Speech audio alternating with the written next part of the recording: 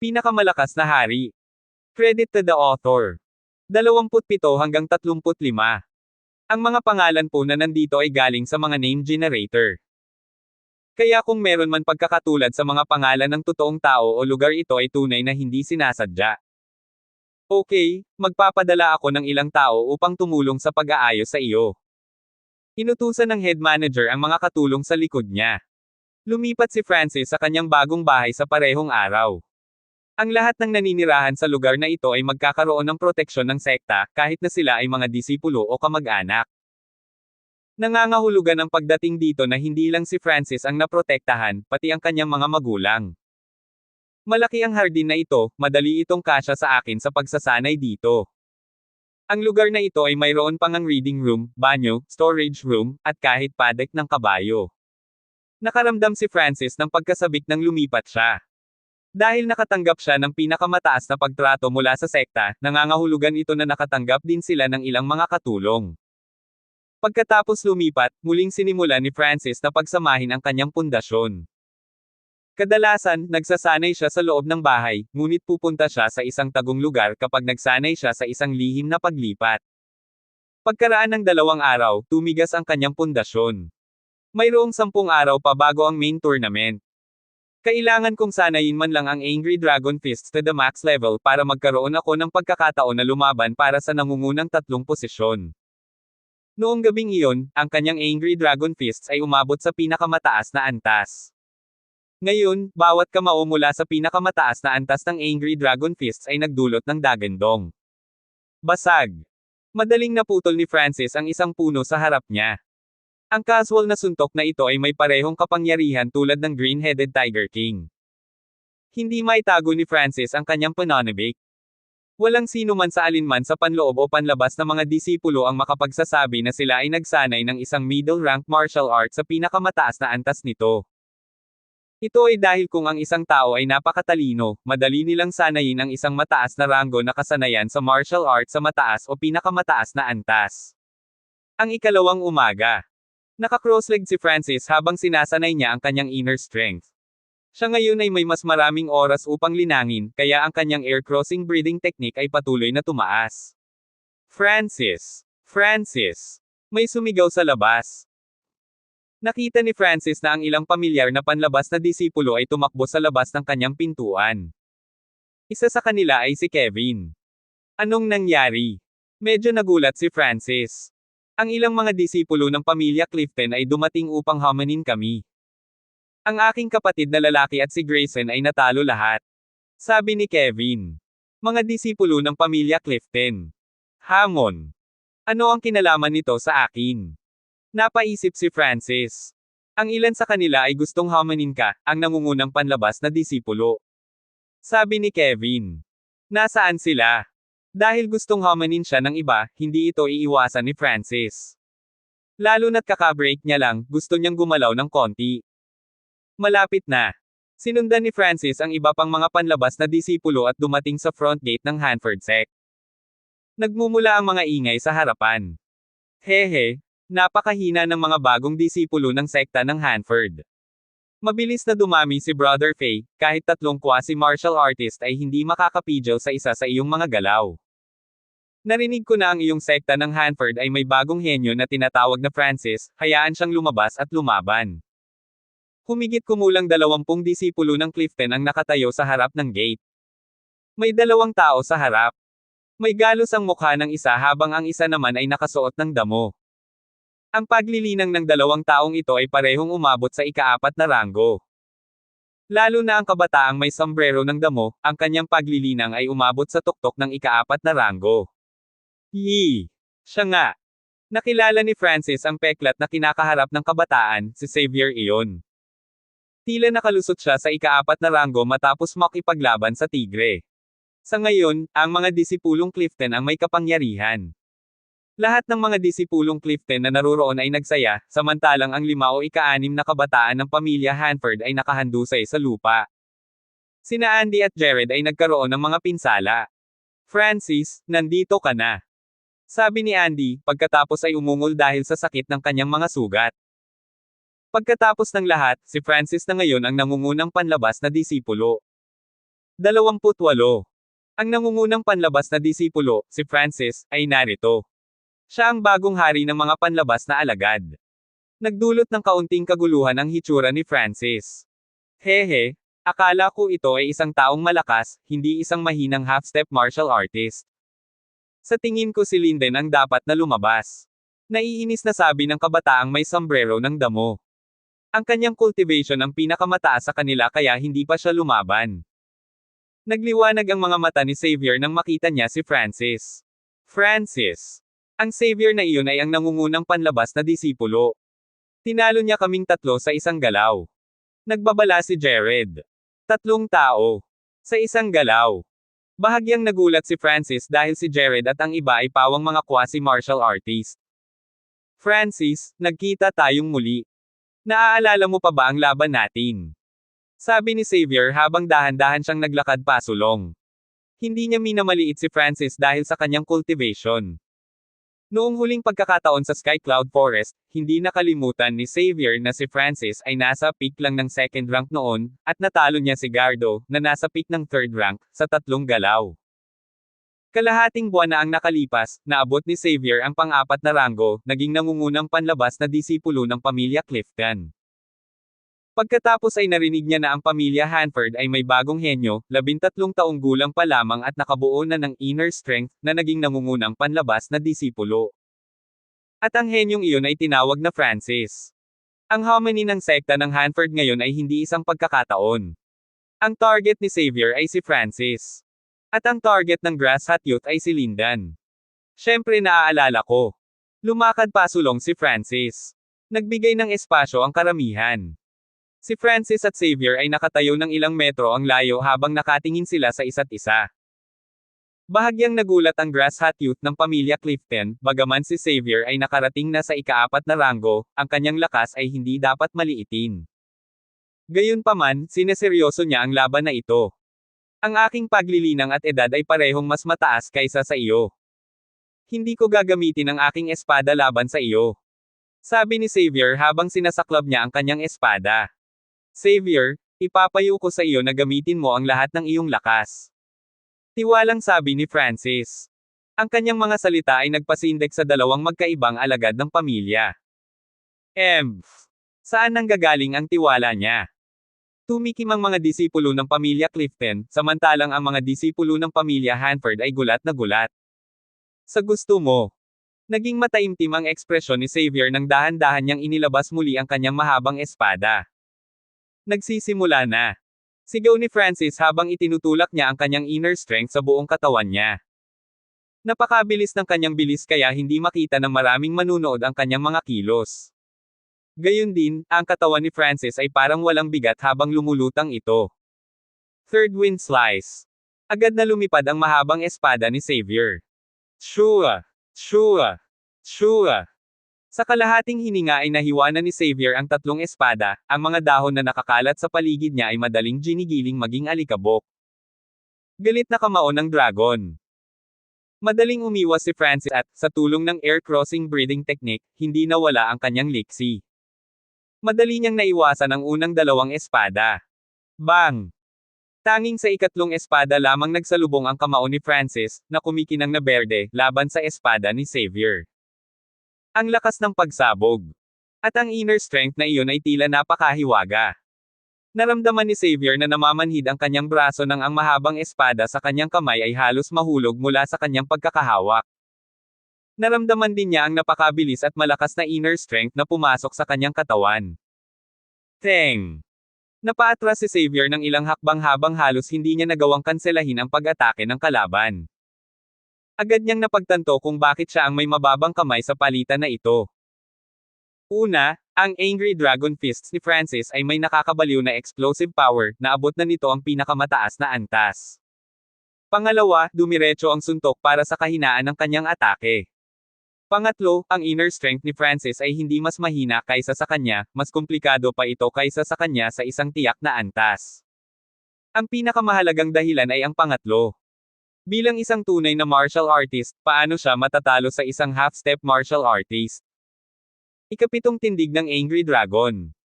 Si Francis ay patuloy na ginagamit ang kanyang kasanayan sa kamao at patuloy na umaatake dahil siya ang may kapangyarihan. Dahil ang Angry Dragon Fists ay umabot na sa pinakamataas na antas nito, ang mga galaw ni Francis ay umalis sa mga paghihigpit ng orihinal na kasanayan. Lalo na kapag ginamit kasama ng air crossing breathing technique, nakatulong itong mapataas ang liksi nito. Ika-6 na Wind Slice. Hindi nagatubili si Xavier habang ginamit niya ang kanyang pinakamalakas na galaw. Sa sandaling iyon ay umikot ang malamig na liwanag sa paligid. Sunod-sunod na espada ang ikinandado ang kalaban sa loob ng ilang metro. Nagbago ang ekspresyon ng mga nanunood na martial artist. Alam ni Francis na ang hakbang ng kalaban ay isang pag-atake sa lugar na nagtangkang itulak siya pabalik. Gayunpaman, hindi umatras si Francis. Sa halip ay umiwas siya at paminsan-minsan ay hinaranggan ang mga pag-atake sa pamamagitan ng pagtama sa kanilang mga kapintasan. Sa bilis, madali niyang natalo si Xavier, mas mataas din ang kanyang inner strength. Dang! Tumama ang kamao ni Francis sa likod ng espada ni Xavier. Nagpadala rin si Francis ng maraming suntok na naglalaman ng inner strength. Maaari lamang tumalikod si Xavier. Wow! Pagkatapos ng 7 suntok, sa wakas ay tumalsik siya ng isang subo ng dugo at lumabas sa fighting circle. Salamat! Bahagyang ngumiti si Francis, iniwan ang natitirang mga disipulo sa pagkabigla. Napakalakas! Tinalo ng half-step martial artist ang isang tunay na martial artist. Hindi nakakagulat na siya ang pinakamalakas na alagad ng ating sekta ng Hanford.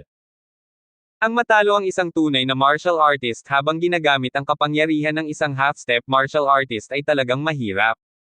Si Francis ay restricted sa kanyang laban. Ang kanyang kapangyarihan, inner strength at Angry Dragon Fists ay hindi nasanay ng husto. Gayunpaman, tinalo pa rin niya si Xavier sa 10 galaw. Hinahangaan ko ang iyong kakayahan. Kahit natalo si Xavier, hindi siya nakaramdam ng kahihiyan. Sa halip ay nakaramdam siya ng kalmado. Hindi mapigilan ni Francis na purihin ang kalaban, hindi siya masyadong mayabang at hindi rin masyadong mapagpakumbaba. Ang kanyang mindset ay maaaring sabihin sa isa na ang kanyang mga huling araw ay hindi magiging mababa. Hehe. Hindi masamang bata, ako, si Anton ay gustong lumaban din. Sabi ng kabataang may sombrero ng damo. Sure. Kumaway ang kanyang dalawang braso na hinubad ang kanyang t-shirt at sombrero, na nagpapakita ng kanyang matipunong katawan sa loob. Huminga ng malamig ang mga disipulo ng sekta ng Hanford. Siniyasat ni Francis ang kanyang kaliwang mata at hindi niya maiwasang mabigla. Bawat pulgada ng katawan ni Anton ay tila nababalutan ng tanso. Ang malakas na lakas ay dumaloy sa kanyang katawan. Francis, mag-ingat. Siya si Anton, ang pangatlong pinakamalakas na panloob na disipulo ng pamilya Clifton at nagsanay ng bronze skin metal body sa ika-4 na antas. Kahit na ang mga espada ay hindi makakasama sa kanya. Babala ni Jared. Bago pa man niya matapos ay dahan-daang naglakad si Anton. Bagamat hindi niya sinasadyang tularan si Francis, nagdulot siya ng matinding pressure sa pamamagitan lamang ng paglalakad. Sa lakas lang ng katawan kaya niyang harapin ang pang-4 na ranggo. Nakaramdam si Francis ng hindi nakikitang pressure. Ikaw ang magiging ulam ko bago ko hamanin si Lindan. Dinilaan ni Anton ang kanyang mga labi.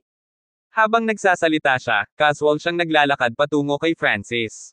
Lalong halata ang pressure na kasama niya. Naramdaman ni Francis na maraming depekto sa katawan ni Anton. Naglalagablab na kamao ng metal. Ginamit ni Francis ang air breathing crossing technique para madaling mabuo ang inner strength at madaling matamaan ang dibdib ng kalaban. Pang!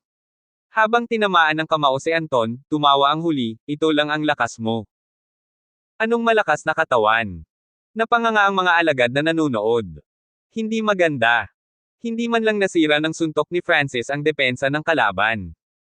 Lumabas ka! Ang sigaw ni Anton ay kasing lakas ng kulog. Casual niyang iwinagayway ang kanyang braso at durog na durog ang parang metal na inner strength. Ang hakbang na ito ay maaaring magbanta pa sa mga nasa ika-5 ranggo. Mapalad na mabilis na nakareact si Francis at mabilis na nakabuo ng sarili niyang lakas sa inner. Pay! Sa tuwing mag-aaway sila ay mararamdaman ni Francis na manhid ang kanyang braso.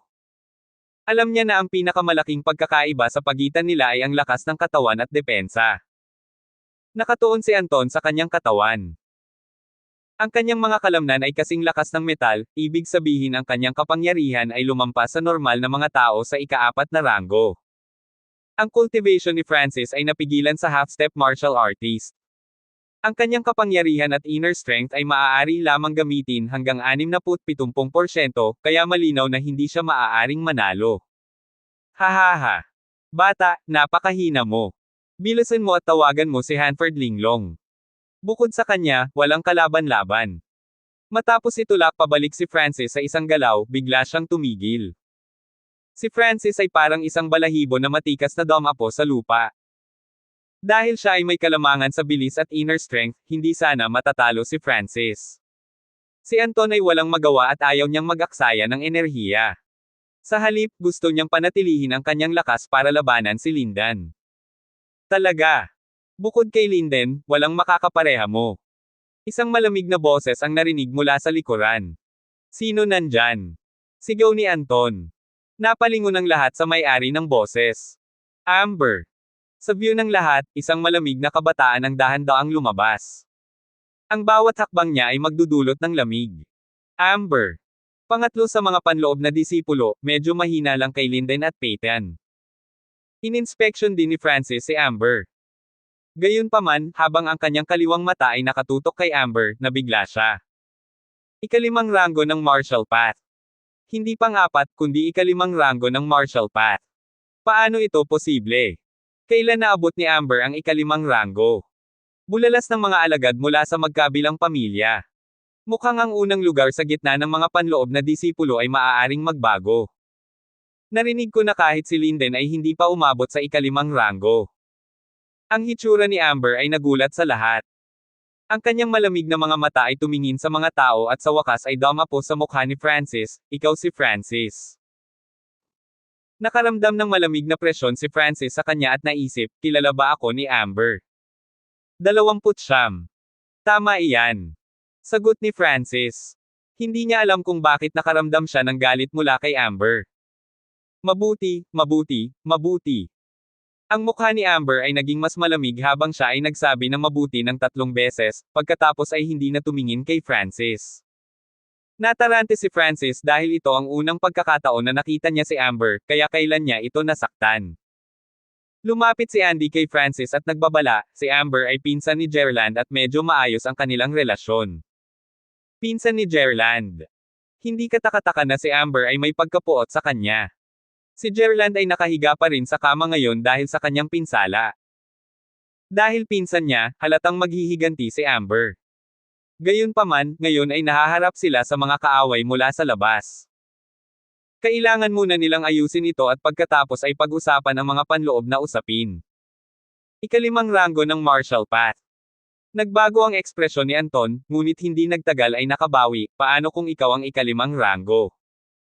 Bilang isang nangungunang ika-4 na ranggo, nagkaroon siya ng karanasan sa pakikipaglaban sa ika-5 ranggo. Munting bog.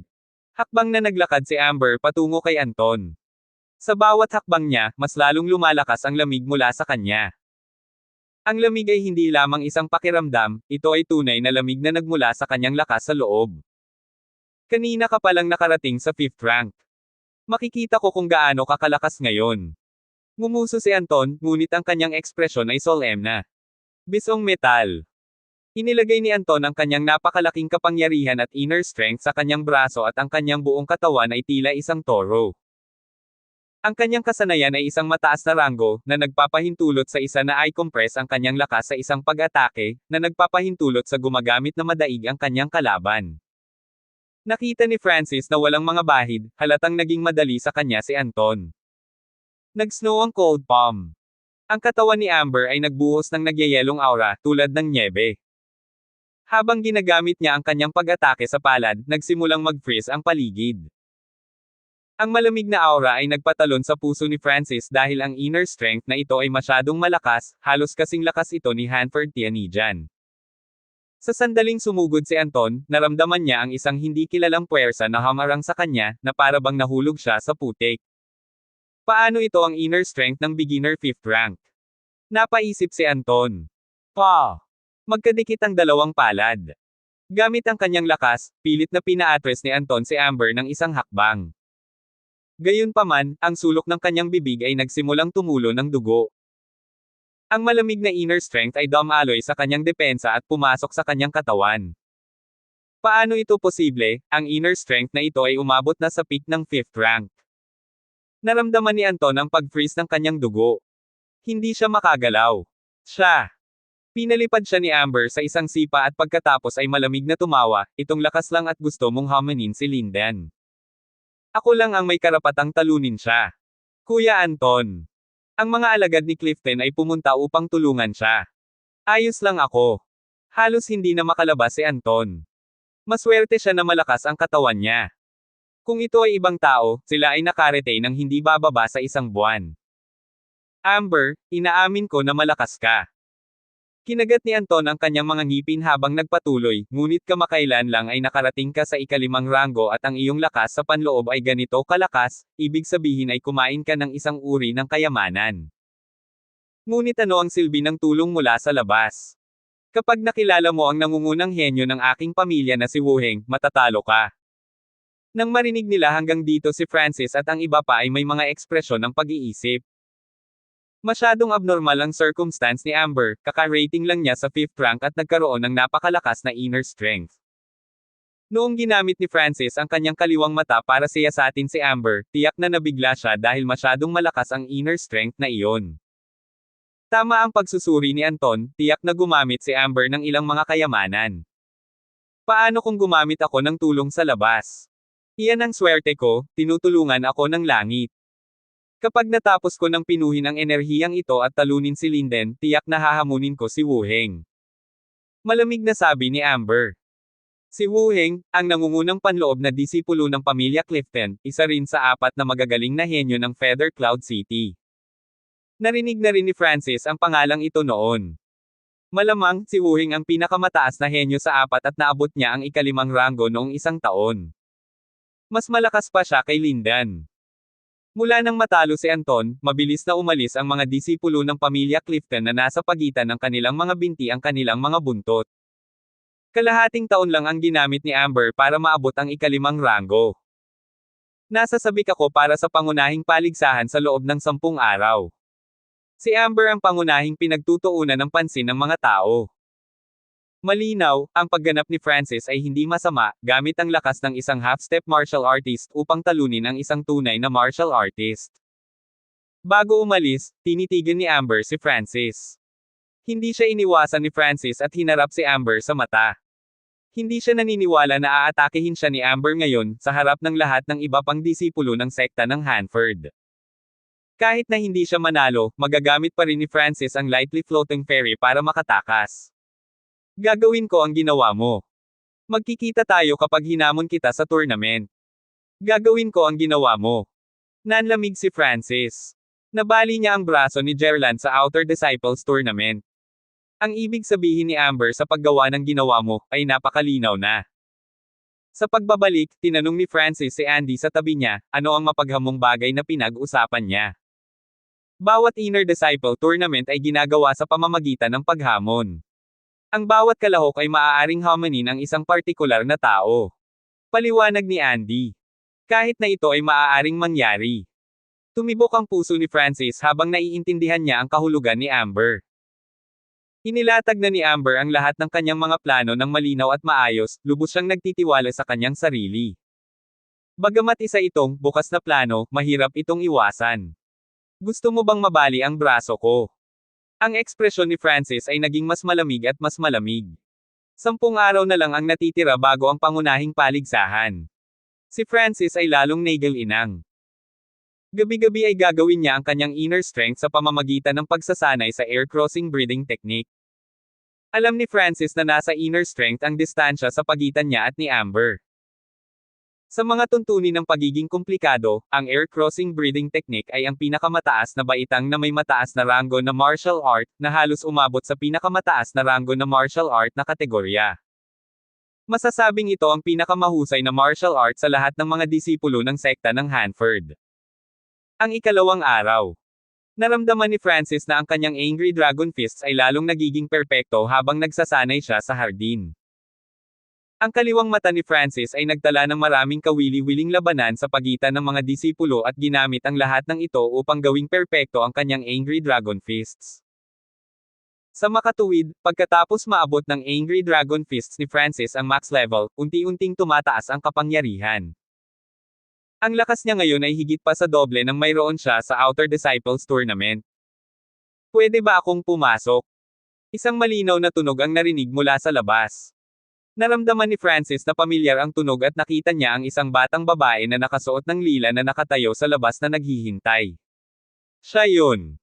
Medyo nagulat si Francis. Hindi ba ako welcome? Bahagyang kumurap ang magagandang kilay ni Angelica, ang kanyang ngiti ay parang lotes, dalisay at inosente. Pasok na po kayo. Hindi nagtagal ay nakabawi si Francis sa kanyang kagandahan. Matapos pumasok si Angelica, hindi nagtagal ay sinabi niya sa kanya ang punto ng kanyang pagbisita, ito ay upang makipag-spar kay Francis. Malinaw, medyo ayaw ni Angelica matapos matalo kay Francis noong nakaraang pagkakataon. Okay, pero huwag nating saktan ang isa't isa. Malinaw na hindi siya tinanggihan ni Francis dahil siya ang tanging panlabas na disipulo na maaaring makipag-away sa kanya. Hindi nagtagal ay nag-away ang dalawang figures sa buong hardin. Habang nag-sparring, itinulak lang ni Francis ang Angry Dragon Fist sa peak level. Kahit noon pa ay nakuha niya ang mataas na kamay. Pagkaraan ng kalahating oras na insenso ang pagsunog, nawala si Angelica, ang kanyang paghinga ay napunit habang kumikislap ang kanyang mga kilay, ang inner strength mo ay mabilis na nabuo at umaatake.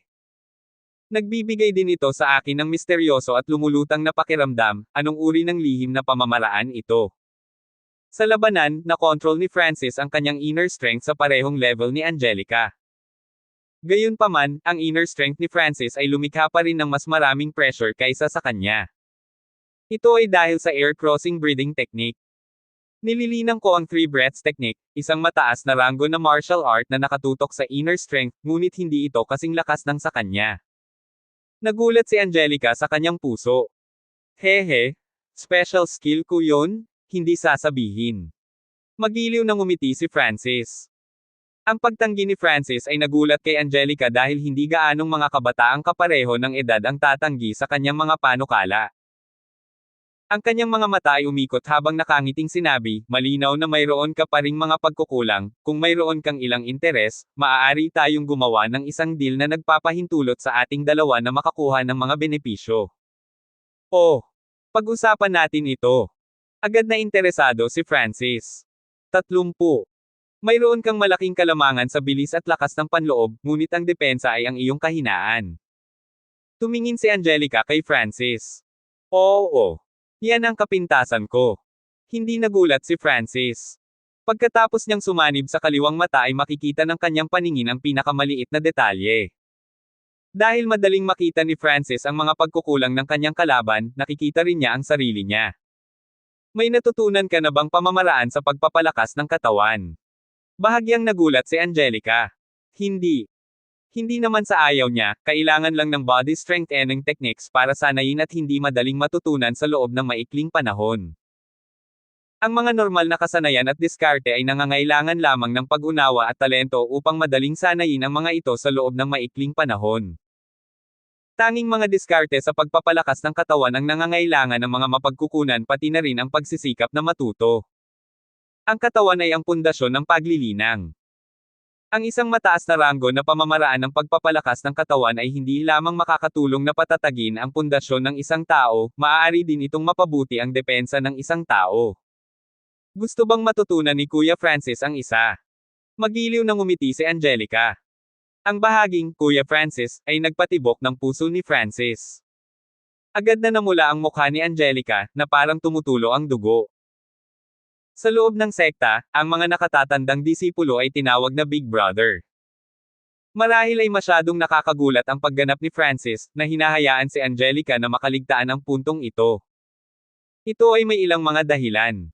Siguro maaari kong isaalang-alang ito.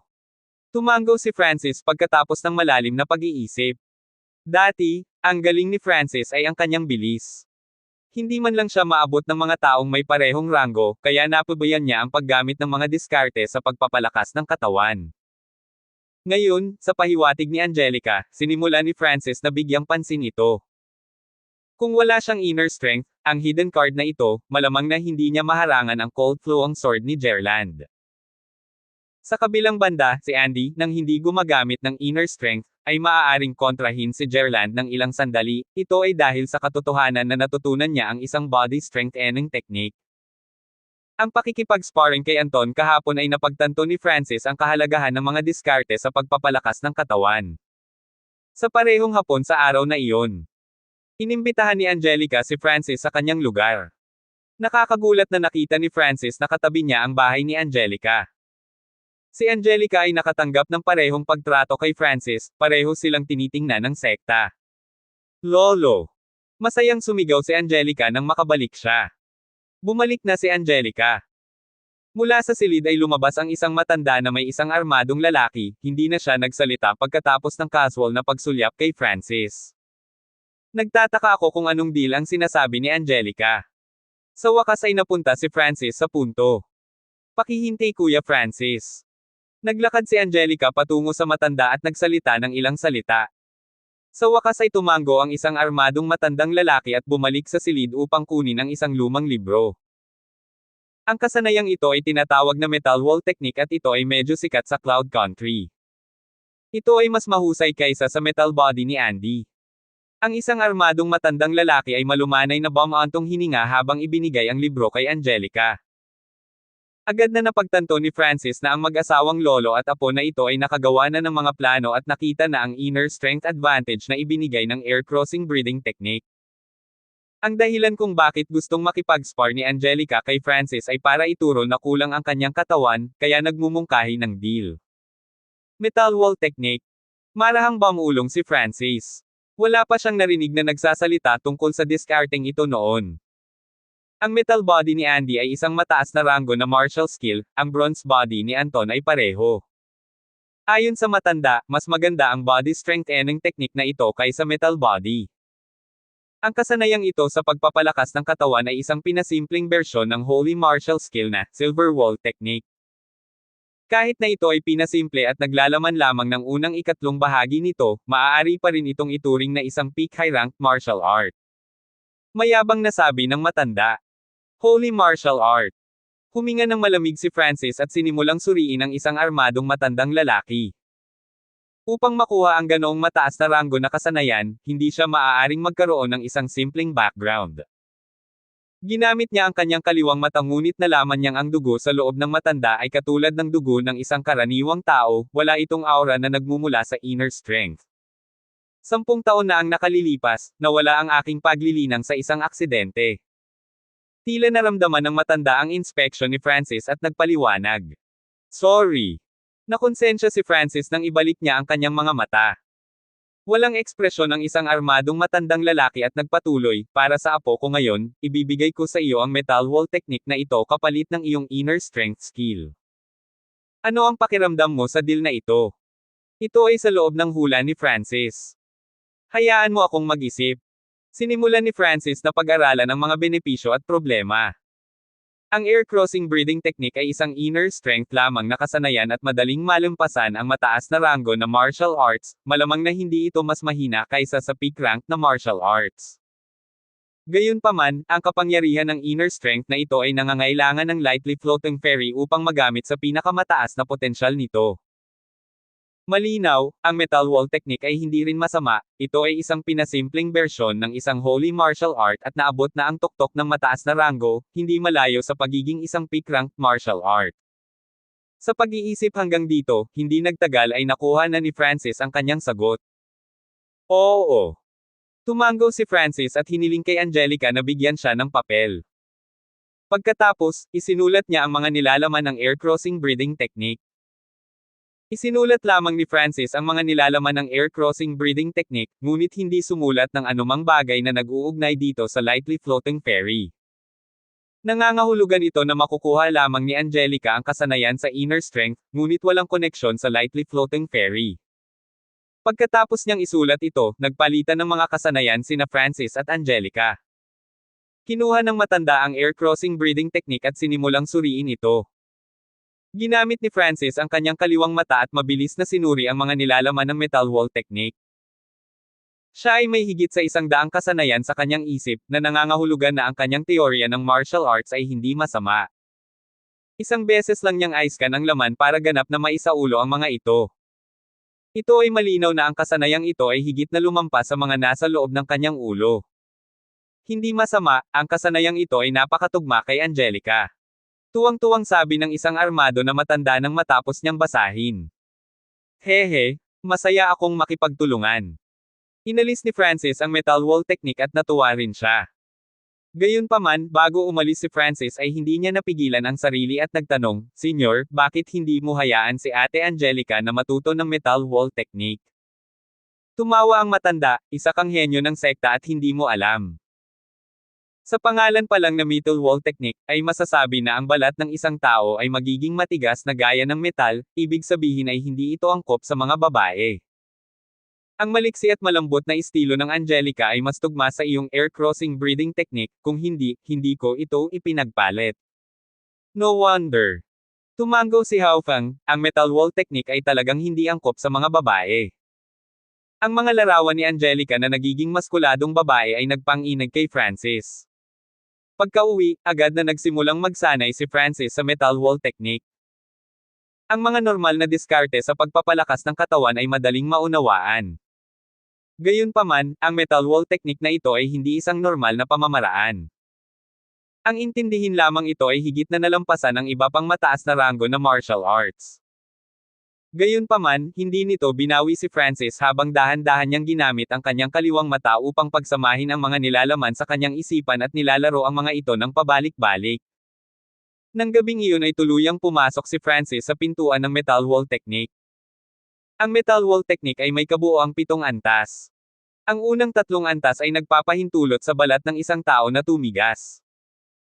Matapos maabot ang ikatlong antas, ang balat ng isang tao ay magiging kasing tigas ng metal at makakaharang ng mga espada. Makikita na ang kasanayang ito ay mas komplikado kaysa sa metal body ni Andy. Kinailangan ng metal body ni Andy na magtipon ng lakas sa isang tiyak na punto para harangin ang mga espada. Ang ika-4 na antas, gamit ang inner strength upang patigasin ang mga buto ng isang tao, na nagbibigay daan sa isang tao na mapataas ang kanyang kapangyarihan ng mabilis. Mula lamang sa katawan ng isang tao ay makakalaban ng mga sandata at lakas ng panloob. Kapag nakarating dito, ang buong katawan ay magiging kasing lakas ng metal na pader. Nagsimulang lumiwanag ang mga mata ni Francis habang nagbabasa siya hanggang dito. Ang kakayahan sa pagpapalakas ng katawan na ito ay maaaring makapagpataas ng lakas ng isang tao. Kung maaari kong linangin ang metal wall technique sa ika-4 na antas, magkakaroon ako ng 70% pagkakataon na maabot ang nangungunang 3. Napaisip si Francis. Ang ika-5 antas, ang pag-abot sa antas na ito, ang katawan ng isang tao ay maaaring makabasag ng mga sandata. Ang ika-6 na antas, ang isang tao ay maaaring makayanan ang anumang pag-atake mula sa ika-7 ranggo ng martial path at hindi nasaktan. Ang ika-7 antas, isang perpektong katawan na hindi matutunaw sa sobrang init. Matapos basahin ang huling ilang bahagi, nagulat si Francis. Lalo na ang ika-7 antas, halos umabot na ito sa antas na hindi tao. Kapag inilagay sa mga hurno at hindi matuno, anong uri ng konsepto ito? Kung ang isang katawan ay gawa sa balat, dugo at buto, matutunaw pa rin sila kapag inihagi sa isang pagan. Kung ang isa ay makapagsanay ng metal wall technique sa ika-7 antas, walang sinuman sa ilalim ng ika-9 na antas ang makakasakit sa isa. Sa tingin ko ay marami na akong nakuha. Nasa sabik si Francis habang dinobol niya ang kanyang pagsisikap na sanayin ang kasanayang ito. Dahil naunawaan na niya ang inner strength at naabot na niya ang ika-4 na ranggo, ang bilis ng pagsasanay ni Francis ay napakabilis. Isang araw lang ang inabot niya para makarating sa unang antas. Natagpuan ni Francis na lumakas ang kanyang balat pagkatapos maabot ang unang antas. Ito ay napakalinaw. Gayunpaman, pagkatapos niyang maabot ang unang antas nalaman niya na ang bilis ay nabawasan ng husto. Tinansya ni Francis na kailangan niya ng hindi bababa sa 10 araw upang maabot ang ika-2 antas. May 10 araw pa bago magsimula ang main family tournament. Naisip ni Francis, pagkatapos ay nagpasya siyang bumalik sa medicine pavilion at bumili ng body strength enhancing powder. Ang bawat pouch ng Body Strength Eneng Powder ay nagkakahalaga ng 2,000 pilak at magagamit lamang ng 3 beses upang mapataas ang bilis ng kanyang kakayahan sa pagpapalakas ng katawan. Nipotikip si Francis sa kanyang mga ngipin habang bumili siya ng 3 bag na nagkakahalaga ng 6,000 pilak. Sa natitirang pilak, binili niya ang isang air pill na nagkakahalaga din sa kanya ng 6,000 pilak. Alam ng lahat na ang epekto ng air pill ay upang madagdagan ang dami ng inner strength na maiimbak ng isa. Makikita na hindi nakalimutan ni Francis na linangin ang kanyang inner strength. 3 pouch ng Body Strength Eneng Powder at isang air pill ang gumastos ng lahat ng ipon ni Francis. Pagka-uwi, agad na binuksan ni Francis ang isang pouch ng Body Strength Eneng Powder at nagsimulang magtanim ng metal wall technique habang nakababad siya sa gamot. Isang mainit na pakiramdam ang nagsimulang mag-alab sa loob ng kanyang katawan habang nakababad siya sa gamot. At habang tumatagal, nagsimulang bumaon sa kanyang katawan ang nagninangas na pakiramdam. Biglang may narinig na kaiba pero pamilyar na tunog. Pay! Pay! Ang lalim ng kaliwang mata ni Francis ay nagsimulang maglabas ng sizzles ng init na sumanib sa gamot. Hu! Isang kakaibang mainit na pakiramdam ang umalangaw-ngaw sa kanyang katawan at nagpabilis ng kanyang pagsasanay. Ito. Nagulat si Francis ngunit hindi nag-aksaya ng oras sa pagsipsip ng enerhiya sa loob ng gamot. 31 hanggang 40. Ano ang nangyayari? Naramdaman ni Francis na tumatalon ang kanyang kaliwang mata at ang kanyang dugo ay tila sumasailalim sa isang tiyak na pagbabago na nagpapahintulot sa kanya na mabilis na sumipsip ng enerhiya. Ito ay tiyak na ang kakayahan ni Francis na sumipsip ng gamot ay nalampasan ang mga normal na tao. Ito ay dahil ang isang normal na tao ay nangangailangan ng 3 beses na sumipsip ng isang supot ng Body Strength Eneng Powder. Gayunpaman, 1 beses lang ito na-absorb ni Francis at ang lahat ng enerhiya ay nawala. Napakunot noo si Francis nang maisip niyang naubos ang kanyang 2,000 pilak sa napakaikling panahon. Buti na lang, na-absorb niya ang lahat ng enerhiya. Naramdaman niya na ang bilis ng pagsasanay ng metal wall technique ay tumaas ng husto. Anong uri ng mutation ang nangyari sa aking katawan? Ang bilis ng aking pagsipsip ay tumaas ng husto. Naramdaman ni Francis na ang kanyang sariling katawan ay may mga lihim na hindi niya alam. Nakumpirma lamang niya na ang lahat ng ito ay may kinalaman sa kanyang kaliwang mata. Kinabukasan, ilang beses munang nilinang ni Francis ang air crossing breathing technique, pagkatapos ay ipinagpatuloy ang paggamit ng Body Strength Eneng Powder. Sa loob lamang ng 3 araw, ang metal wall technique ay umabot na sa 2nd antas. Gayunpaman, ang kanyang 6,000 pilak na halaga ng Body Strength Eneng Powder ay naubos na lahat. Ang unang 2 antas ng metal wall technique ay hindi nagpapabuti ng kabuuang lakas ni Francis. Ang kanyang kapangyarihan ay tumaas, ngunit ang kanyang depensa ay tumaas lamang ng mga 20 hanggang 30%. Pangunahing ito ay dahil sa ang katunayan na ang pundasyon ni Francis ay napakatibay. Kung naabot niya ang pangalawang antas bago niya naabot ang ika-4 na ranggo ng landas ng militar, kung gayon ang pagtaas ng lakas ay magiging napakalinaw. Ang ika-3 antas lamang ang nagpapahintulot sa katawan na maging kasing tigas ng metal, at hamarang ng mga sandata. Gusto ni Francis na abutin ito, ngunit ang kanyang Body Strength Eneng Powder ay nagamit na at ang bilis ng kanyang pagsasanay sa metal wall technique ay bumalik sa bilis ng isang pagong. Pera, pera, pera. Napabuntong hininga si Francis. Naubos na lahat ng ipon niya. Broke na siya ngayon. Sa pag-iisip hanggang dito, inilabas niya ang air pill na binili niya ilang araw ang nakalipas. Ang paggamit ng air pill ay para pinuhin ang inner strength ng isang tao na nakatulong ng malaki sa martial artists. Agad na kinain ni Francis ang tableta at nagsimulang mag-cultivate sa air crossing breathing technique. Napakahusay ng air crossing breathing technique kaya kinuha pa ni Angelica Lolo ang metal wall technique para ipagpalit dito. At sa mental energy na natamo niya mula sa kanyang kaliwang mata, si Francis ay maaaring maglinang ng 2 beses kaysa sa dati, kaya't pinapayagan ang kanyang inner strength na tumaas ng napakabilis. Muling naramdaman ni Francis ang init na nagmumula sa kanyang kaliwang mata na nagbigay daan sa kanyang pagsipsip na tumaas. Makalipas ang 1 araw at 1 gabi. Nagpakawala ng hininga si Francis habang itinaas ang kanyang palad. Mabagal na umikot ang isang berdeng malabong glow, nagdala din ito ng malakas na pressure. Naabot na ng kanyang inner strength ang peak 4th rank nang hindi nalalaman. Dahil ang metal wall technique at air crossing breathing technique ay parehong nagpapatuloy, ang pundasyon ni Francis ay nagsimulang maging mas matatag. Kinakalkula niya na may 6 hanggang 7 araw pa bago ang tournament. Ang metal wall technique ay nasa tuktok ng ikalawang antas at ang aking inner strength ay maihahambing sa tuktok ng ika-4 na ranggo.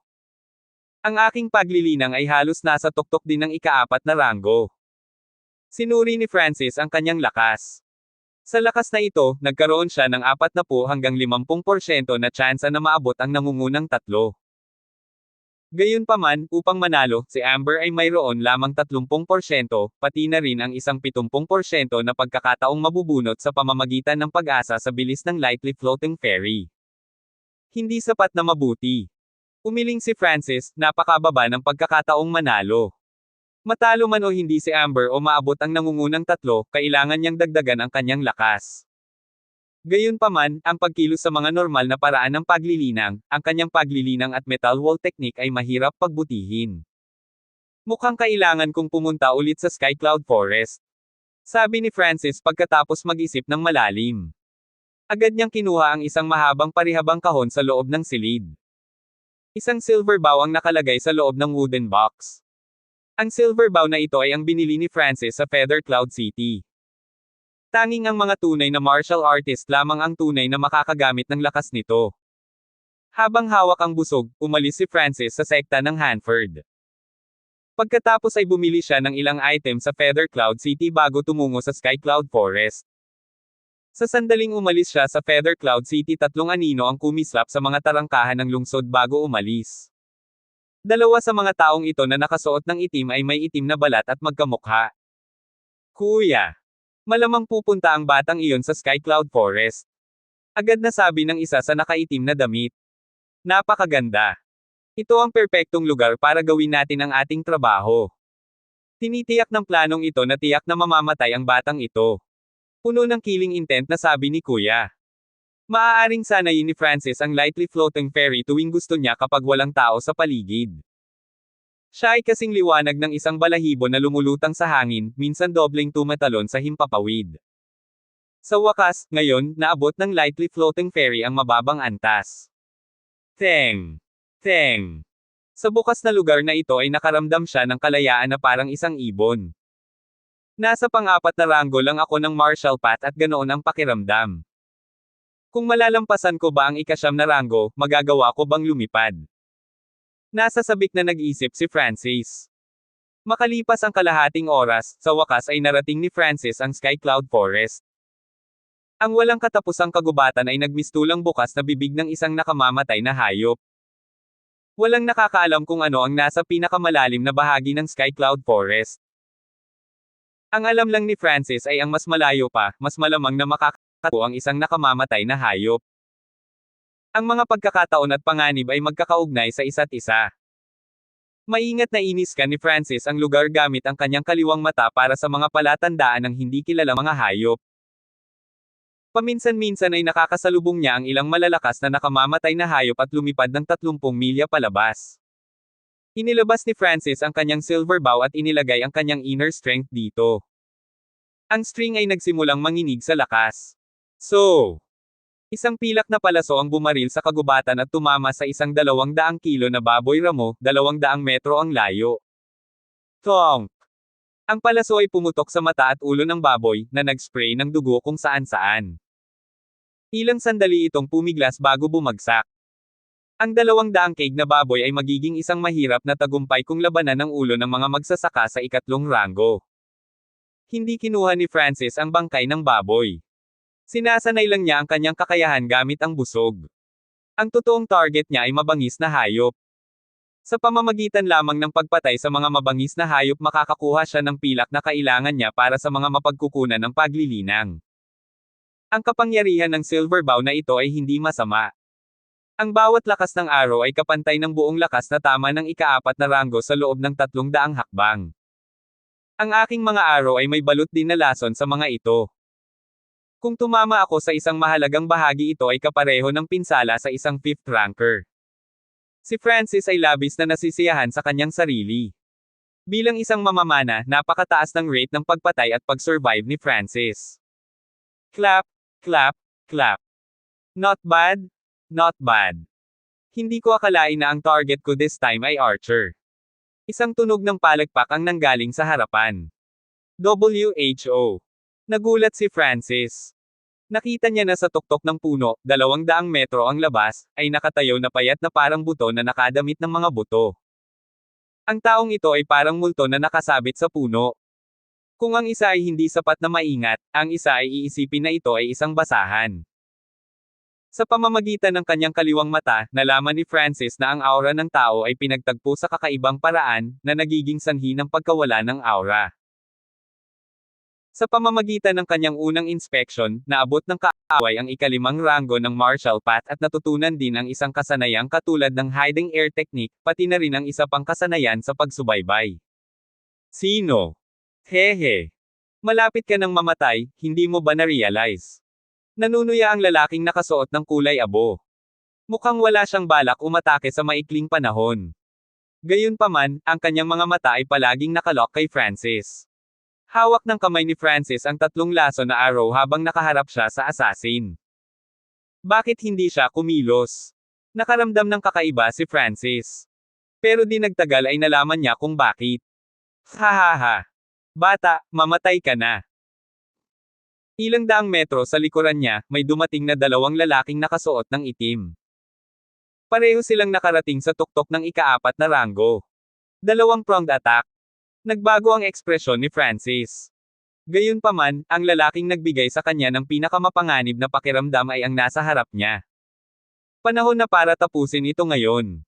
Isang curved blade ang lumitaw sa kamay ng lalaking nakasuot ng kulay abo.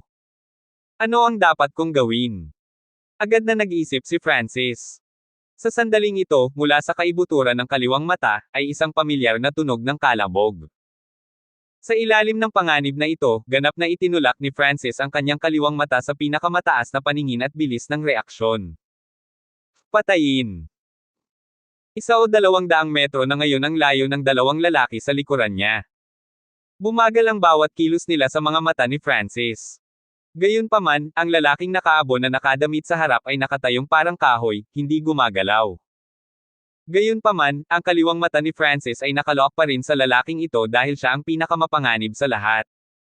100 metro. Histeryosong tumatawa ang 2 nakaitim na lalaki.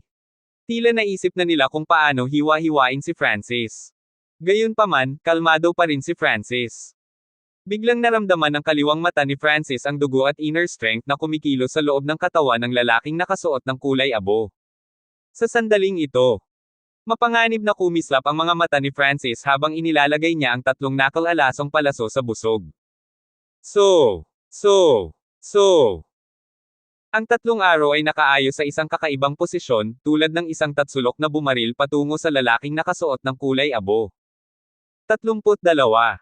Habang hinihila ni Francis ang kanyang pana, ang ekspresyon ng lalaking nakasuot ng kulay abo ay naging mapanokso.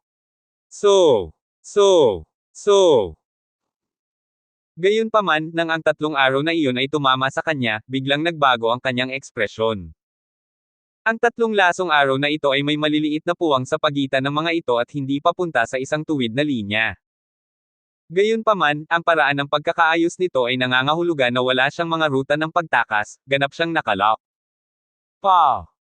Ang lalaking nakaabo na nakadamit ay nag-swipe ng kanyang kamay at isang bulk zone ng hangin ang pumutol sa unang palaso, ngunit ang pangalawang palaso ay dumating kaagad pagkatapos.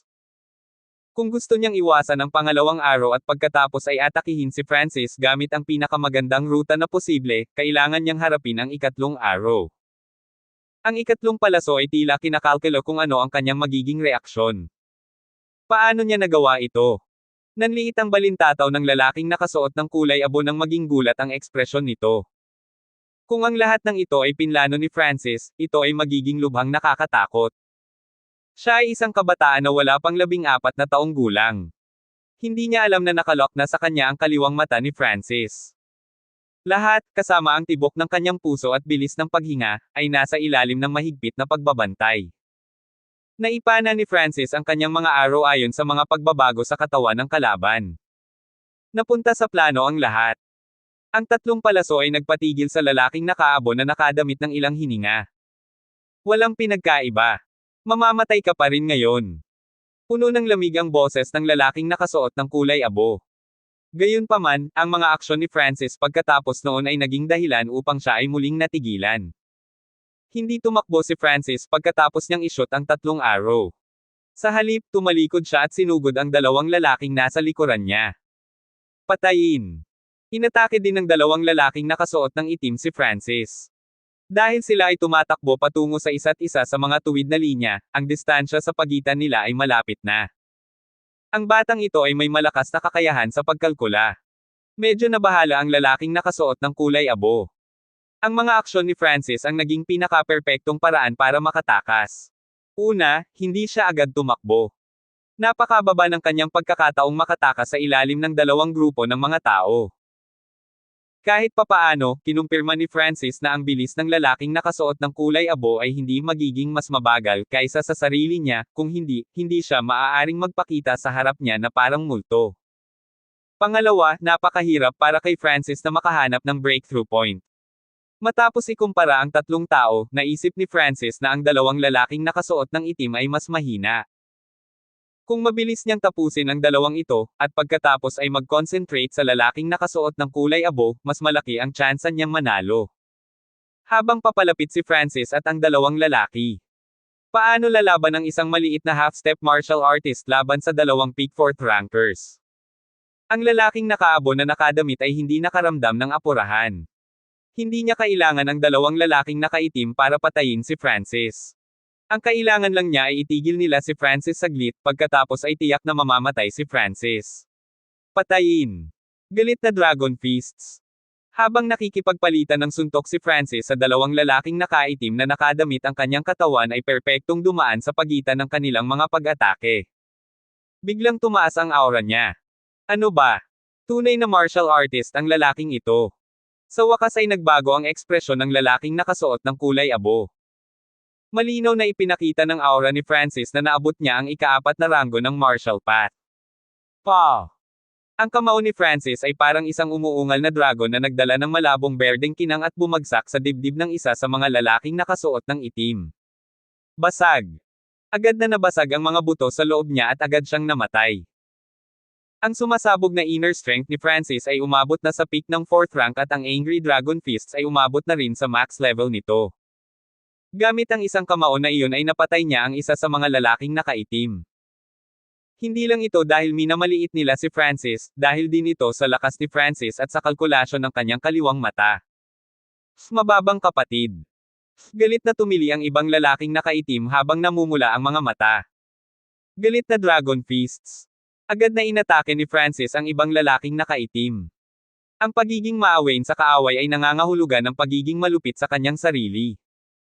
Hihiwain kita ng 10,000 beses dahil sa pagpatay sa aking nakababatang kapatid. Ang espada sa itim na nakadamit na martial artist ay biglang nagbigay ng napakalakas na lakas ng inner habang galit na galit siyang hamarang kay Francis. Itigil mo siya. Sigaw ng lalaking nakaabo sa likod. Kailangan lang niya ang taong pumipigil kay Francis, hindi kinakailangang patayin siya. Sa kasamaang palad, ang lalaking nakasuot ng itim ay nawala sa kanyang isip at umatake ng baliw. Ganap na ginamit ni Francis ang kanyang kaliwang mata upang mahanap ang mga pagkukulang ng kalaban. Gayunpaman, ang kanyang oras ay limitado habang ang nakaabo na lalaki sa kanyang likuran ay humahabol. Lumaban ka. Wala nang pakialam si Francis sa anumang bagay dahil ang kanyang katawan ay mabilis na lumutang sa loob ng hanay ng espada ng lalaking nakasuot ng itim na damit. Basag. Sa wakas ay pinalo ni Francis ang isang suntok sa kaliwang balikat ng kalaban. Bagamat nabali ang braso ng lalaki, patuloy siyang umaatake patungo kay Francis. Muli siyang sinuntok ni Francis at nabasag ang kanyang lalamunan. Flop! Ang lalaking nakaitim ay nahulog sa lupa, patay. Nagbayad din si Francis para dito. Nagkaroon siya ng ilang panloob na pinsala dahil sa paglapag ng lalaki sa kanyang huling suntok sa dibdib ni Francis. Pagkatapos ng lahat, ang kanyang metal wall technique ay hindi pa umabot sa ikatlong antas, na nangangahulugan na hindi siya makakatanggap ng mga diretsong hit mula sa mga cultivator na may parehong ranggo. Bata! Nagtago ka ng malalim. Ang iyong tunay na lakas ay malapit sa ika-5 ranggo ng martial path. Gayunpaman, mamamatay ka pa rin ngayon. Sa sandaling ito ay dumating ang lalaking nakasuot ng kulay abo. Namayani ang patay na katahimikan habang magkaharap ang dalawa. Sino ang nagpadala sa iyo dito? Si Jeric ba? Tinitigan ni Francis ang lalaking nakasuot ng kulay abo. Siya ay 80% sigurado na si Jeric ang mastermind. Mayroon lamang siyang isang mortal na kaaway sa loob ng Feather Cloud City, at iyon ay si Jeric at ang kanyang anak. Hahaha. Hindi mahalaga kung ito man o hindi dahil mamamatay ka sa alinmang paraan. Marahas na tumawa ang nakaabo na lalaki at gumalaw na parang multo. Ang hubog na talon sa kanyang kamay ay hiniwa patungo kay Francis. Sure. Naramdaman ni Francis na ang kalaban ay may mataas na antas ng footwork skill at napakabilis na bilis ng pag-atake. Tanging sa tulong ng kaliwang mata niya ay naiwasan niya ang mga pag-ataking ito. Kung ibang tao ang nakaabot sa ika-4 o ika-5 ranggo ng martial path, malamang napatay na sila. Napakatalas ng manipis na hubog na talon sa kamay ng lalaking nakasuot ng kulay abo. Kahit na ang tansong balat ni Anton ay hindi ito mahahadlangan. Kung tatamaan si Francis, tiyak na mawawalan siya ng buhay dito. Sinusubukan din niyang maghanap ng mga kapintasan sa kalaban. Gayunpaman, ang lalaking nakasuot ng kulay abo ay napaka-experience at nakaranas na ng maraming sitwasyon sa buhay kamatayan, kaya kakaunti ang kanyang mga depekto. Mataas na ranggo na kasanayan sa espada, mataas na ranggo na kasanayan sa footwork, mataas na ranggo na kasanayan sa lakas ng panloob. Lahat sila ay umabot sa mataas na antas. Halos umabot na sa peak level ang kanyang sword skill. Habang halos hindi nakaiwas si Francis ay naitentiya rin niya ang lakas ng kalaban. Ang resulta ay nagpalamig sa kanyang puso. Ang paglilinang ng lalaking nakasuot ng kulay abo ay umabot na sa tuktok ng ika-5 ranggo at malapit na sa ika-6. Sa mataas na antas ng martial arts siya ay talagang isang peak fighter mula sa ika-5 ranggo ng martial path. Habang nagpapatuloy ang laban, naramdaman ni Francis na lumalala ang kanyang panloob na pinsala. Siguradong mamamatay ako kung patuloy tayong maglalaban sa malapitang labanan. Bakit hindi? Kumislap ang mga mata ni Francis habang nag-iisip ng plano. Teng! Bigla siyang umalis sa laban at itinulak ang lightly floating fairy at air crossing breathing technique to the max. Agad siyang sumugod sa mga puno at nagtungo sa mas malalim na bahagi ng Sky Cloud Forest. Sa pagkakataong ito, mula nang ilantad niya ang kanyang lakas, ang kanyang lightly floating fairy ay mas mabilis kaysa dati ng kalahati. Saan ka tumatakbo? Bulalas ng nakaabo na lalaki na agad namang sumunod. Nagsimulang kumalma si Francis pagkatapos tumakbo ng ilang milya. Ang kalaban, na umaasa sa kanyang cultivation at mataas na ranggo na kasanayan sa footwork na umabot sa mataas na antas, ay may bilis na katumbas ng kanyang sarili. Habang tumatakbo si Francis ay binuksan niya ang daan para sa kanya sa pamamagitan ng paggamit ng kanyang kaliwang mata, at sinubukang humanap ng mga hadlang na maaaring makapigil sa kaaway sa kanyang likuran. Dahil ang kanyang kaliwang mata ay nakakakita ng higit pa at mas malinaw, si Francis ay parang isda sa tubig na mabilis na lumangoy ng walang tigil. Gayunpaman ang lalaking nakasuot ng kulay abo ay ginulo ng mga hadlang na iyon, tulad ng mga dahon at sanga. Bagamat hindi kita kayang itapon ay maaari pa rin kitang dalhin sa Sky Cloud Forest at patayin tayong magkasama. Pilit na sabi ni Francis. Naramdaman niya na habang tumatakbo siya sa lightly floating fairy ay may mga improvements. Ayon sa plano ni Francis, may ilang nakamamatay na hayop. Dagindong. Ang mga nakamamatay na hayop ay umuungal na naging dahilan upang tumalon ang puso ng lalaking nakasuot ng kulay abo. Ang munting bastard na ito. Napupuot. Ang lalaking naka-gray ay nag-igting.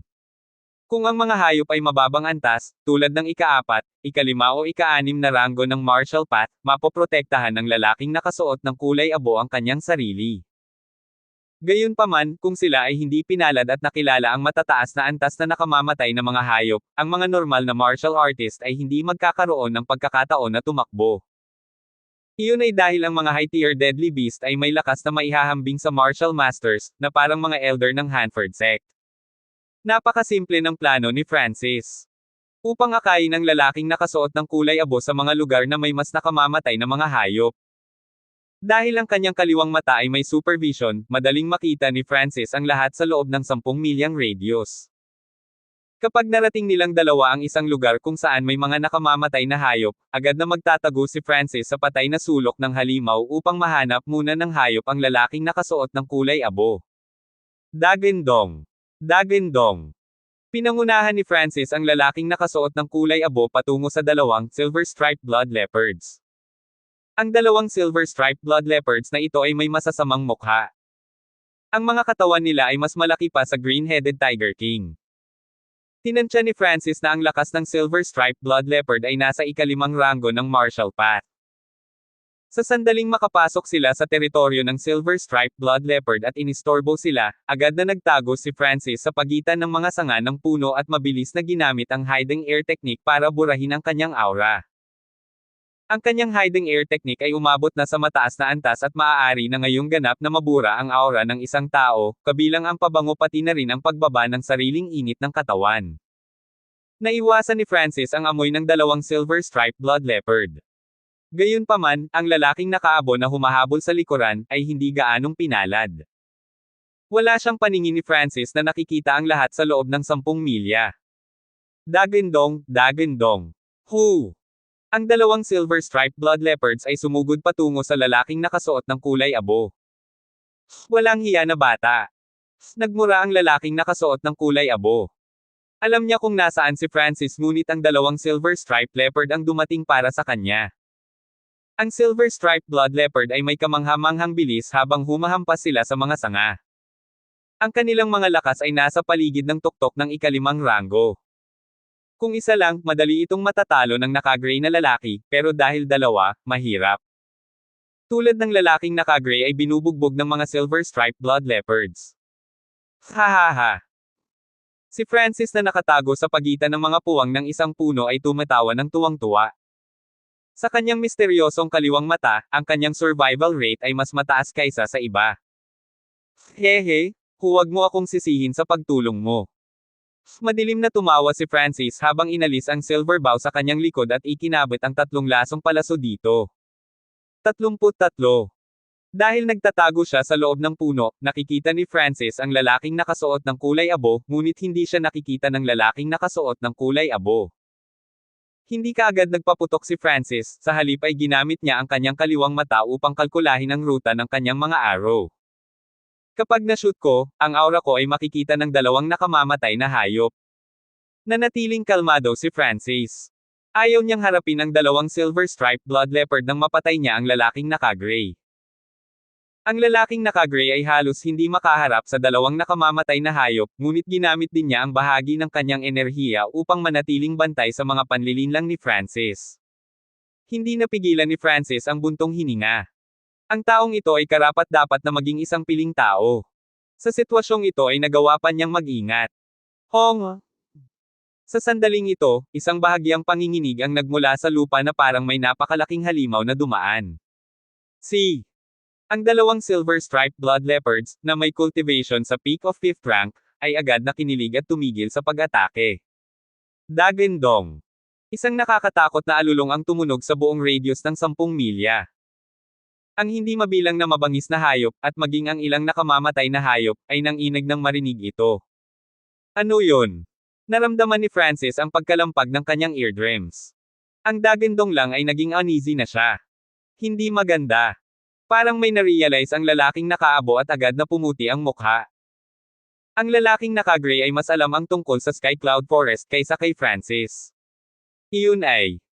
Gamit ang kanyang kaliwang mata, nakita ni Francis ang isang purple-black color na 2-winged sword-teeth tiger, 7 hanggang 8 metro ang taas at 10-10 metro ang haba, ito ay tila isang maliit na bundok. Ang laki nito ay nagpang-inig sa isang tao. Sa mga tuntunin ng haba, ang green-headed Tiger King ay magiging isang sanggol kumpara dito. Ang pinaka-nakakatakot na bahagi gayunpaman ay ang pares ng itim na pakpak sa likod ng tigre, na nagpapahintulot nitong lumipad. Hong! Masisira ang mga puno saan man pumunta ang 2-winged sword-teeth tiger. 2-winged sword-teeth tiger. High-tier deadly beast. Lakas sa paligid ng ika-8 ranggo ng martial path. Nanginginig sa takot ang lalaking nakasuot ng kulay abo. Ang aura ng isang high-tier deadly beast ay magpapang-inig sa isang tao bilang paggalang. Walang tigil na nanginginig ang mga binti ni Francis. Hindi niya makontrol ang kanyang katawan sa ilalim ng nakakatakot na aura. Dagandong.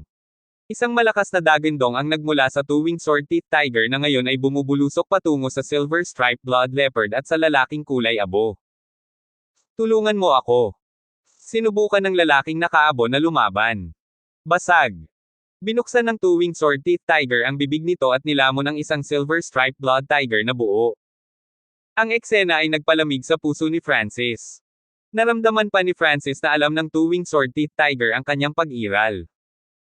Matapos kainin ng two-winged sword-teeth tiger ang isang silver-striped blood leopard, ang kulay dugo purple nitong mga mata ay casual na tumingin sa kung saan nagtatago si Francis. Ano? Naramdaman ni Francis na nanlamig ang kanyang katawan. Nang ang isang nakamamatay na hayop ay umabot sa mataas na baitang, hindi ito dapat maliitin. Nakakita ka na ba ng tigre na may pakpak na kasing laki ng maliit na bundok? Takbo. Tumakbo ng mabilis.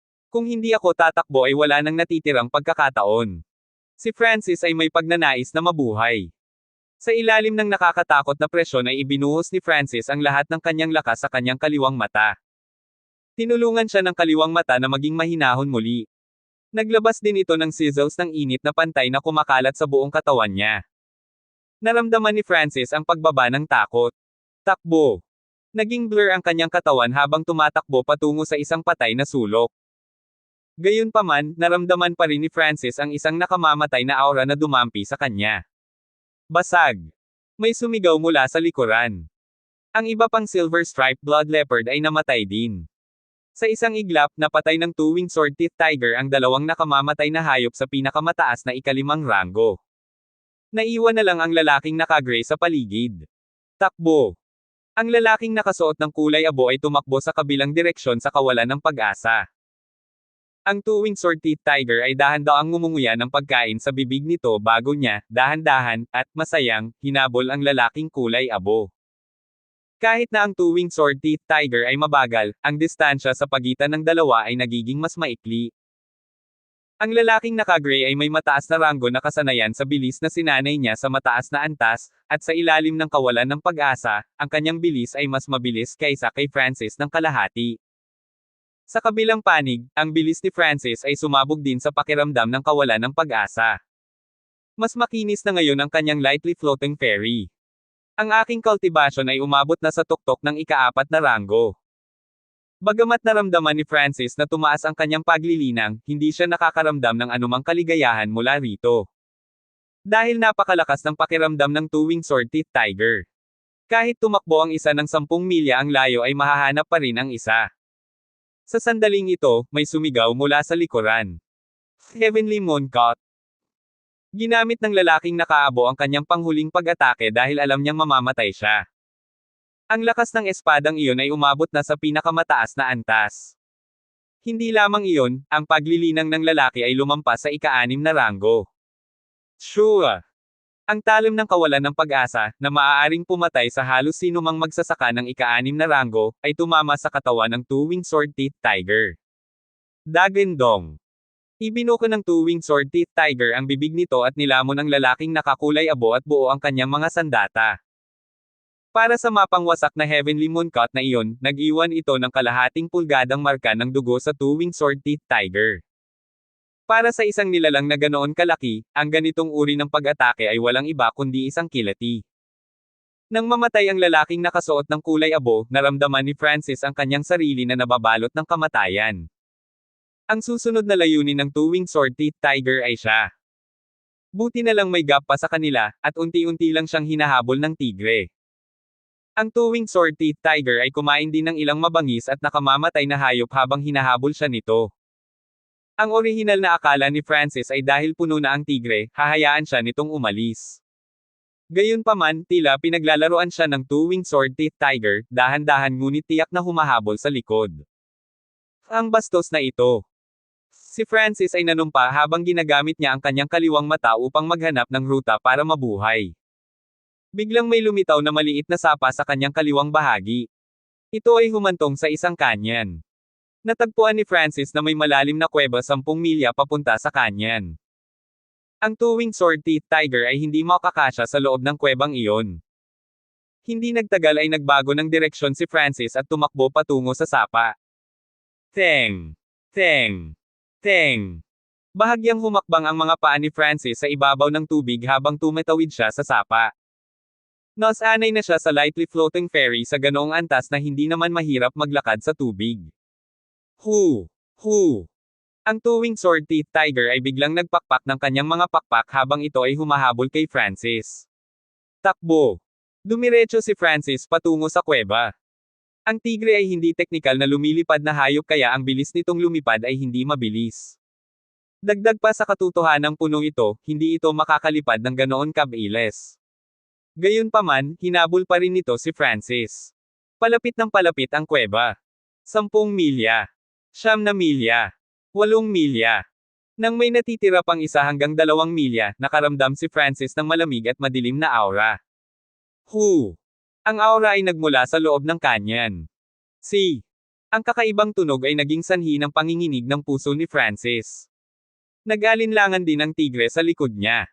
Halata namang nag-iingat din ito. Hu! Mahaba. Biglang, isang malakas na panginginig ang nagmula sa loob ng kanyan. Isang sawa na pula ang dugo, 10-10 metro ang haba, ang lumabas mula sa loob ng kuweba. Ang aura ng sawa na ito ay hindi mas mahina kaysa sa tigre. Nanlamig ang katawan ni Francis. May sawa sa harap at tigre sa likod. Mas malala pa ito kaysa dati. Sa kabutihang palad, ang atensyon ng sawa ay unang naakit ng two-winged sword-teeth tiger. Magkaharap ang dalawang nilalang. Ang dalawang papakpak na tigre ay umungal sa himpapawid, na tila nagpapakita ng kanyang pangangibabaw. Sumirit pabalik ang pulang dugong sawa. Ito ang teritoryo nito.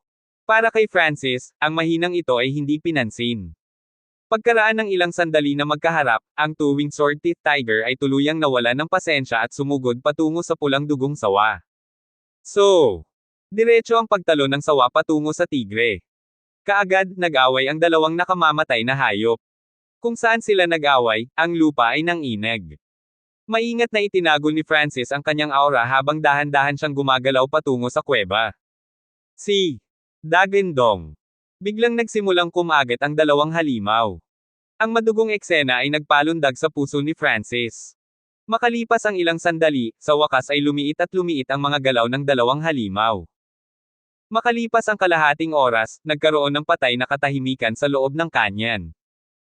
Nagpakawala ng mahabang hininga si Francis habang dahan-dahan siyang gumagalaw patungo sa katawan ng dalawang nakamamatay na hayop. Kinumpirma rin niya na ang dalawang halimaw ay patay sa kanyang kaliwang mata. Napabuntong hininga si Francis nang makarating siya sa harap ng maliliit na hayop na kasing laki ng bundok. Hindi niya sila maisama pabalik sa Feather Cloud City. Biglang nahadjap ng mata niya ang malamig na liwanag. Yumuko si Francis at naglabas ng isang hubog na talon mula sa bangkay ng tigre. Ang hubog na talon na ito ay ang sandata ng Greyman. Ito ay lubhang matalim. Dagindong. Nagsimulang humagulgol ang mga nakamamatay na hayop at mababanges na hayop sa malapit. Ginamit ni Francis ang kanyang kaliwang mata upang aiskan ang lugar at agad na nabigla. Mayroong higit sa 30 hayop sa ika-6 na ranggo ng Marshall Path na papalapit. Hindi maganda. Ang mga bangkay ng dalawang high-tier na nakamamatay na hayop na ito ay tiyak na nakaakit ng iba pang mga hayop. Agad na kinuha ni Francis ang hubog na talon at tumakbo patungo sa kuweba ng pulang dugo na sawa. 34. Sa pagpasok ni Francis sa kuweba, agad siyang nakaramdam ng lamig. Habang palalim ng palalim ay lumalalim ang lugar sa loob ng kuweba. May ilang nakamamatay na hayop at mababanges na hayop sa loob ng kuweba, ngunit lahat sila ay mahina. Habang nakikita niya ang mga ito mula sa malayo, ginamit niya ang kanyang pilak na busog upang putulin ang mga ito. Kapag malapit na sila, gagamitin niya ang bago niyang curved blade. Ang talon ay madaling makahiwa sa mga nakamamatay na hayop. Hindi nagtagal, lumitaw ang isang pader ng batong pulang dugo at sa ilalim ng pader ng pulang bato, mayroong isang lawa na pulang dugo. Paminsan-minsan, may mga bula na sumusulpot sa ibabaw ng lawa. Hindi alam ni Francis kung ano ang pulang likido, ngunit naramdaman niya na ang aura nito ay katulad ng sasawa. Dugo na halaman, dugo spirit grass, dugo bamboo rock. 300 taong gulang, 500 taong gulang, 1,000 taong gulang. Tumawa si Francis habang ang kanyang mga mata ay nakatutok sa pulang bato. Ang ilang mga treasured na gamot ay tumubo sa batong pader at ang pinakamatanda ay umabot sa 1,000 taon. Dahil minsan na kumain si Francis ng 2 at 300 taong gulang na mapagkukunan, halatang alam niya ang halaga ng mga gamot na ito. Ang isang normal na 500 taong gulang na halaman ng dugo ay nagkakahalaga ng 20,000 o higit pa. Tulad ng para sa mga halaman ng dugo at mga damo ng espiritu ng dugo na higit sa 1,000 taong gulang, walang anumang stock sa Feather Cloud City. Halos kalkulado ni Francis na mayroong humigit kumulang 23 taong gulang na halaman, mahigit 10,500 taong halaman at 1,000 taong gulang na halaman. Ang 500 taong gulang na halaman ay mahusay para sa mga normal na martial artist. Tulad ng para sa 1,000 taong gulang na halaman, ito ay bihira pa sa mga magsasaka ng ika-6 na ranggo at martial masters, 7th rank at mas mataas. Hindi mapigilan ni Francis ang kanyang kaligayahan. Kapag hindi namatay ang isa, tiyak na swerte ang darating sa iyo. Si Francis ay nasa isang life-death situation, ngunit nakaligtas siya. At sa kawalan ng pag-asa, napunta siya sa lupaing ito ng swerte. Habang naglalakad si Francis patungo sa pulang batong pader, hindi niya agad pinulot ang mahahalagang halaman. Nakatuon ang kanyang paningin sa pulang lawa. May ilang patay na balat ng sawa na nakahiga sa tabi ng lawa. Kung tungkol sa likido, umagos ito mula sa pader ng bato.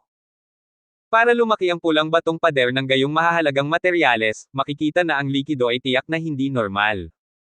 Tumitig si Francis sa pananabik. Maingat siyang yumuko at hinawakan ang pulang likido. Biglang may tumalon mula sa kaliwang mata niya.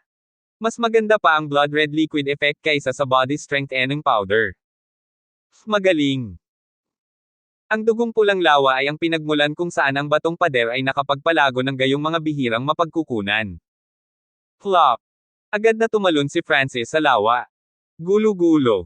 Naramdaman ni Francis ang mainit at maanghang na enerhiya na pumapasok sa kanyang mga pores. Woo! Hindi napigilan ni Francis ang sarili na umungol sa sarap. Ang enerhiya mula sa pond na ito ay mas malakas kaysa sa body strengthening powder na binili ko. Si Francis ay nag-circulate ng air crossing breathing technique at metal wall technique ng sabay. Napakahiwaga ng likidong pula ng dugo. Hindi lamang ito makakatulong na palakasin ang katawan ng isang tao, maaari din itong mapataas ang lakas ng inner ng isang tao. Dumaloy ang oras. Sa tulong ng likido, naramdaman ni Francis na tumaas ang level ng kanyang air crossing breathing technique at metal wall technique. Gayunpaman, mahigit 70% ng enerhiya ang naabsorb ng kanyang mga buto, dugo, at balat. Makalipas ang halos kalahating araw. Naramdaman ni Francis ang kanyang metal wall technique na sa wakas ay umusad mula sa tuktok ng ikalawang antas hanggang sa ikatlong antas.